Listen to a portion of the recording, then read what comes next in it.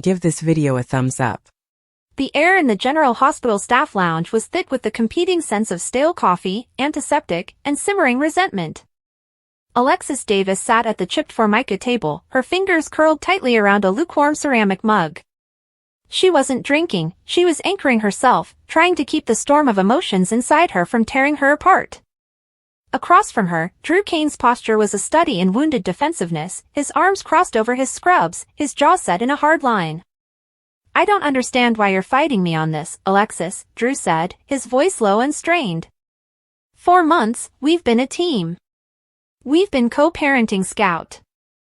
I've been her father in every way that counts." "I'm not disputing your role in her life, Drew," Alexis replied, her voice carefully measured, a lawyer's cadence even when her personal world was crumbling. "You have been a wonderful, loving, and present father figure. But this legal petition for sole custody? It's an act of war.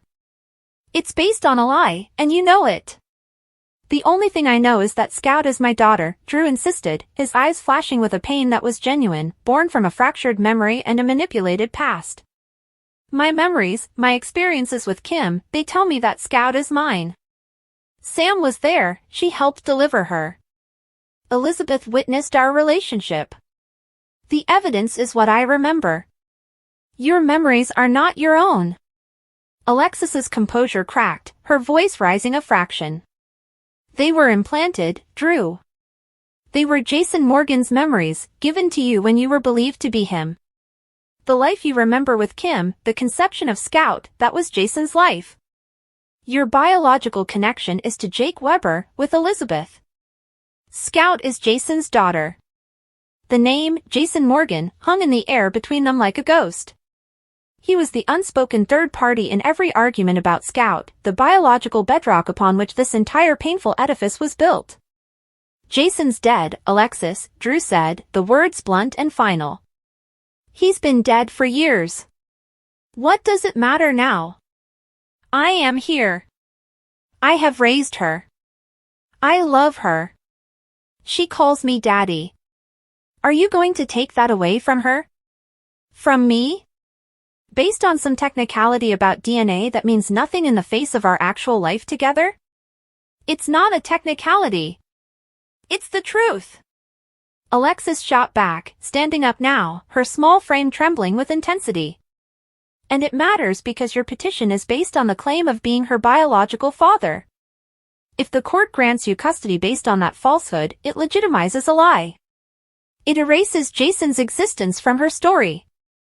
And what happens if, one day, the truth comes out?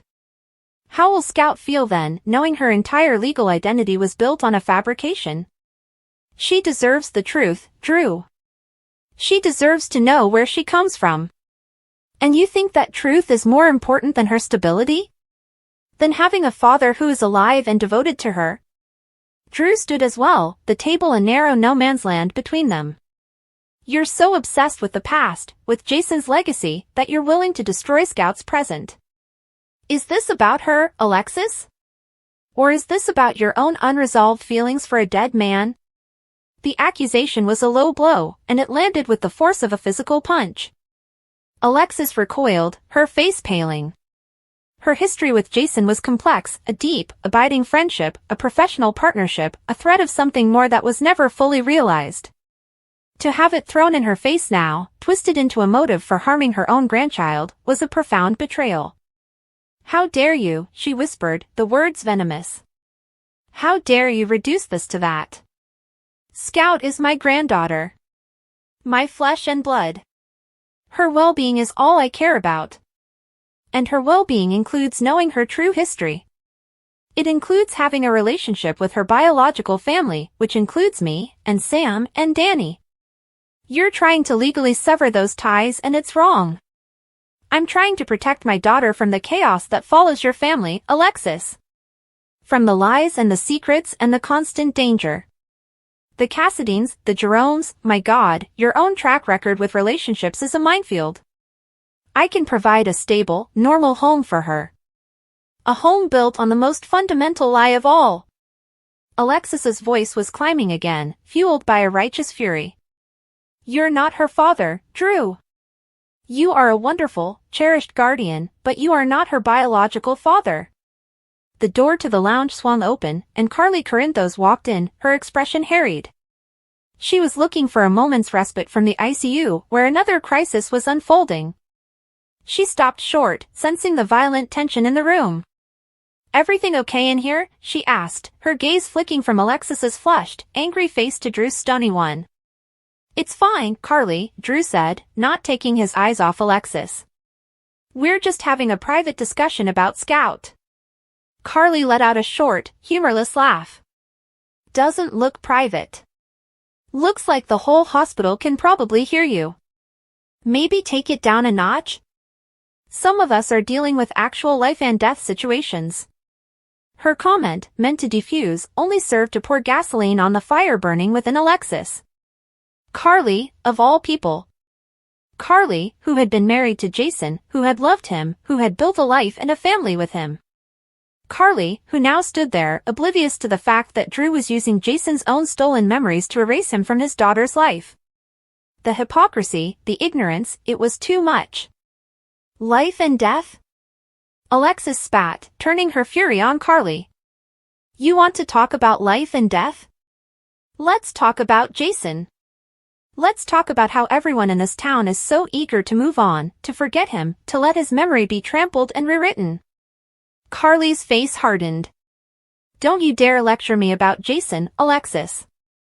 I loved him. I will always love him. But he's gone. We have to live in the real world." "The real world?"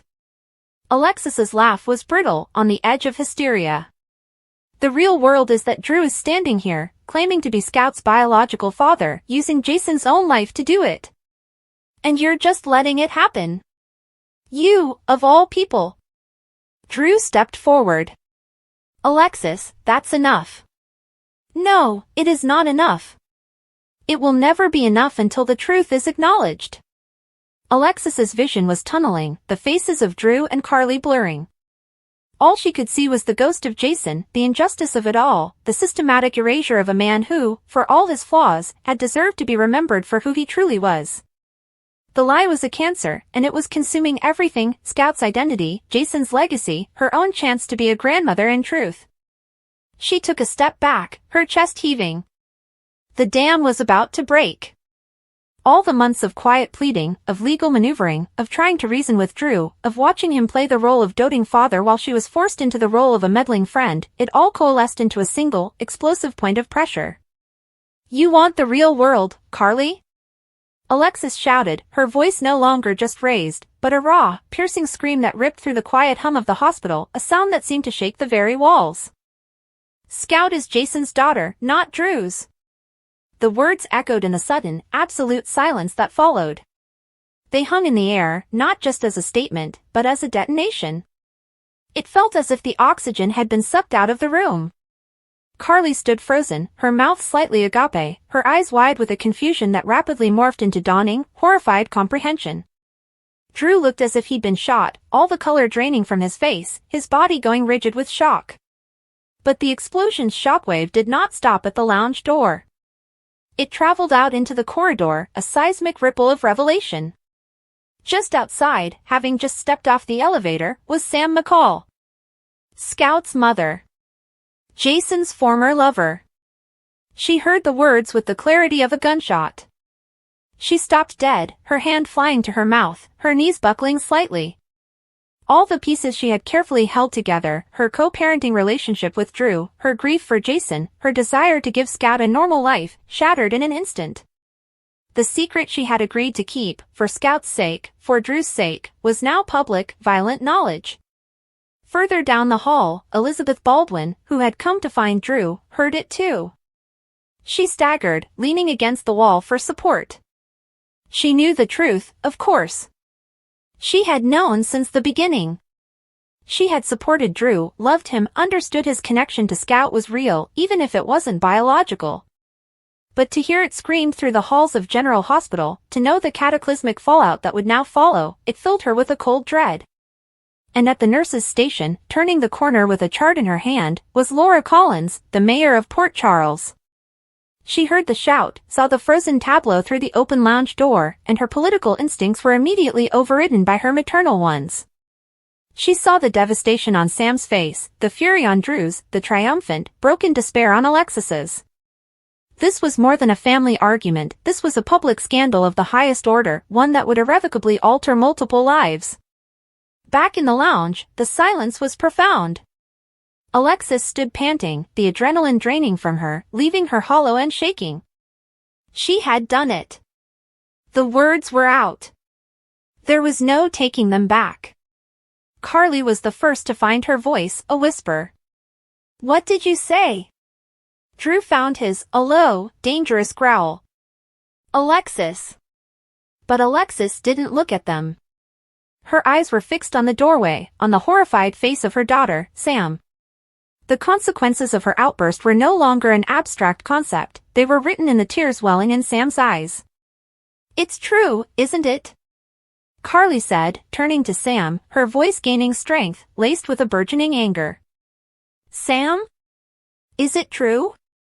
Scout is Jason's?" Sam couldn't speak. She just gave a tiny, almost imperceptible nod, a single tear tracing a path down her cheek. The sound that came from Carly was a mixture of a gasp and a sob. She looked at Drew, her expression a maelstrom of pity and rage. "All this time? You knew? Both of you knew? And you let everyone believe, you let me believe." She thought of her own complicated friendship with Drew, her support of him as Scout's father. She felt used, deceived. "It wasn't like that, Carly," Drew said, his voice rough. "My memories, they are real to me. Scout is my daughter in my heart, in my mind. But not in reality." Carly fired back. "Jason has a daughter. He has another child he never knew. My husband, he has a little sister." The thought of Jocelyn, of the family Jason had been robbed of knowing, was a fresh wave of grief. "How could you keep this from everyone? How could you keep this from me?" "It was to protect Scout." Drew insisted, his own anger rising to meet hers. "To give her a stable life. What good would it have done to tell her her real father was a dead man? A man known for being a mob enforcer? How would that have helped her?" "It's the truth," Alexis interjected, finding her voice again, though it was weak. "She had a right to know. She has a right to her own history."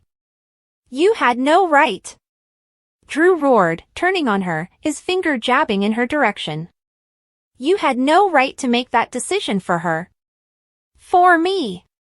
For Sam. This was not your secret to tell, Alexis. You selfish, destructive." "That's enough, Drew." Laura Collins's voice, calm and authoritative, cut through the chaos. She stood in the doorway, her presence commanding a fragile quiet. "This is a hospital. This is not the time or the place for this discussion. The entire floor can hear you." "I think it's a little late for that, Laura," Carly said bitterly, sweeping her arm to indicate the eavesdropping staff and patients who had gathered at a discreet distance. "The news is out. The whole damn town knows now." Laura's gaze settled on Alexis, not with anger, but with a deep, profound sadness. "Alexis, what have you done?" The question, asked with such sorrow, was worse than any accusation. It broke through the last of Alexis's defensive fury. The weight of her actions came crashing down. She looked at Sam's broken expression, at Drew's betrayed one, at Carly's furious grief. She had wanted the truth to be known, but she had envisioned a controlled, careful revelation, perhaps in a therapist's office, or in a quiet, loving conversation with Scout when she was older. She had not envisioned this, a nuclear option detonated in a fit of rage, causing maximum collateral damage. I had to," she whispered, but the words sounded feeble even to her own ears. "You didn't have to," Sam said, her voice trembling but clear. She stepped into the room, her eyes locked on her mother. "You chose to. In the worst possible way. You didn't think about Scout. You didn't think about me. You thought about your own pain, your own need to be right. You've just turned my daughter's world upside down for your own selfish reasons. Sam, no, that's not it, Alexis pleaded, tears finally spilling over. I was trying to protect her from a lie. I was trying to protect Jason's memory. Jason's memory?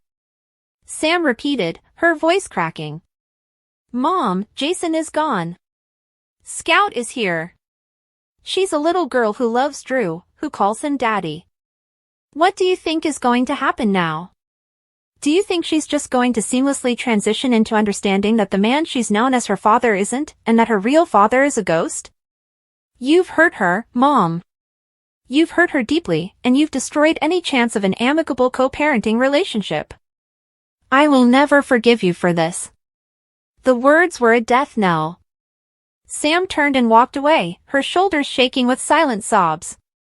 Elizabeth, who had been hovering in the hall, went after her, casting one last, disappointed look at the scene in the lounge. Drew looked at Alexis, his eyes cold. I hope it was worth it. He then turned to Carly. We will talk about this later. Right now, I need to find my daughter. He emphasized the word a final, defiant claim, and strode out of the room. Carly was left staring at Alexis, her expression unreadable.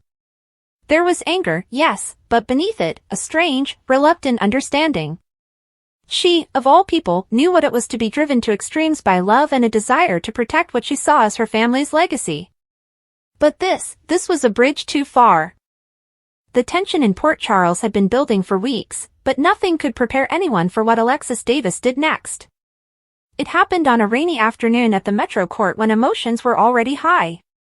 Sam sat at a corner table, nervously stirring her coffee while trying to avoid eye contact with her mother. Alexis had been quiet for too long, and when Alexis Davis went quiet, that was never a good sign. Her calm always meant a storm was coming, and this storm was about to hit everyone in the room. Across from them, Drew Kane entered, his usual calm demeanor masking the unease that had settled in his chest.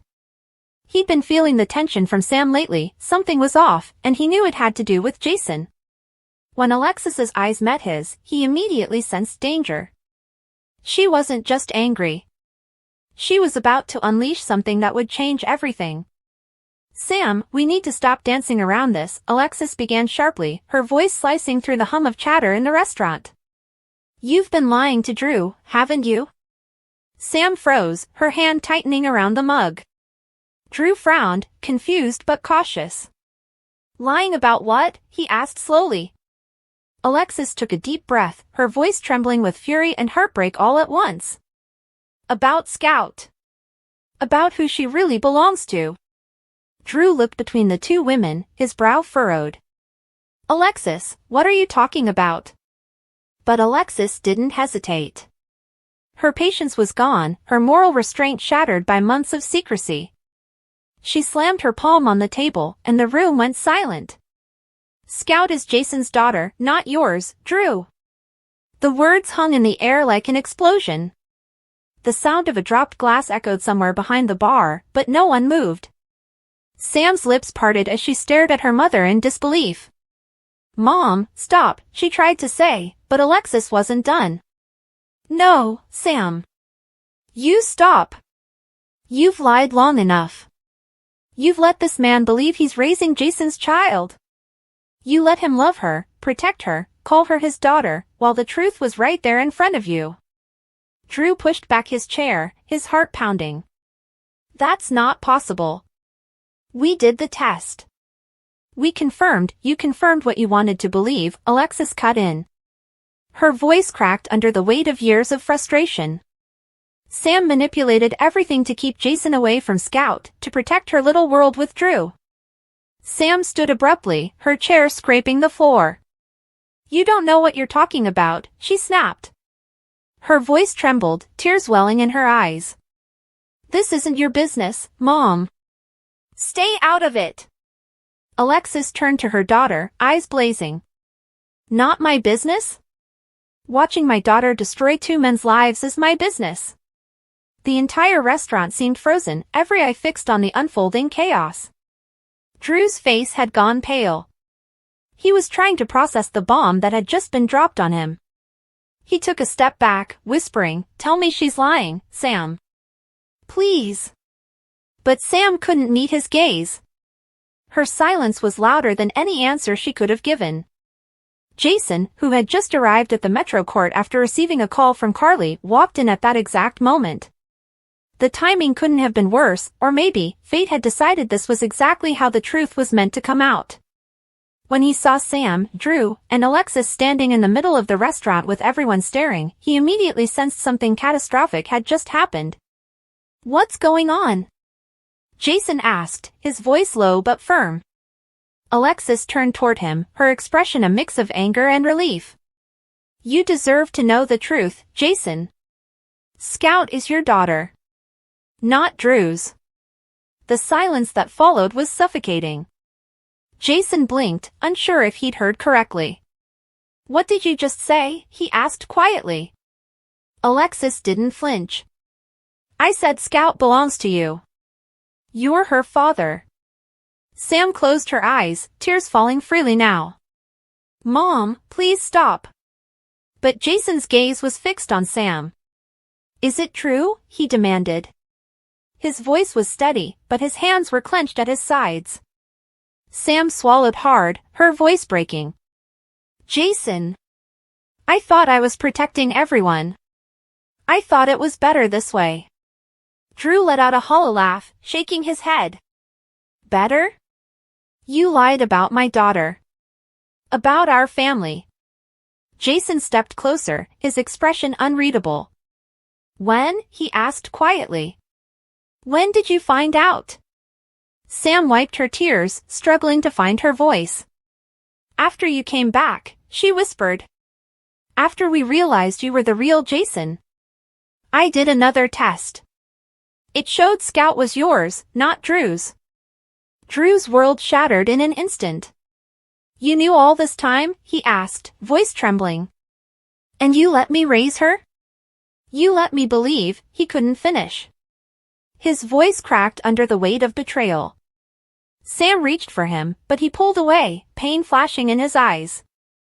"Don't touch me, Sam." Carly, who had been standing nearby, exchanged a look with Jason. She'd suspected something was off for a long time but hadn't expected this. "Oh my God," she whispered. Jason's jaw tightened as he turned back to Sam. "You took my daughter from me," he said, his tone low and full of quiet rage. "You lied to everyone." Sam broke down, sobbing. "I was trying to keep her safe." "You were in danger, Jason. Everyone around you was in danger. I didn't want Scout to live that life." Alexis crossed her arms. "You don't get to play God, Sam. You don't get to decide who deserves to know their child." The emotional storm only grew worse as the minutes dragged on. Drew's hurt turned into anger. "All those nights I tucked her in, all those birthdays, and you just stood there knowing she wasn't mine?" Sam tried to explain. "Drew, you're still her father. You've been there for her more than anyone." "Don't," he snapped, cutting her off. "Don't say that to make yourself feel better." Jason's eyes softened for a moment as he looked at Drew. "You didn't deserve this," he said quietly. Drew let out a bitter laugh. "No, I didn't. But apparently, no one in this town ever gets what they deserve." Alexis sighed, her anger fading into guilt.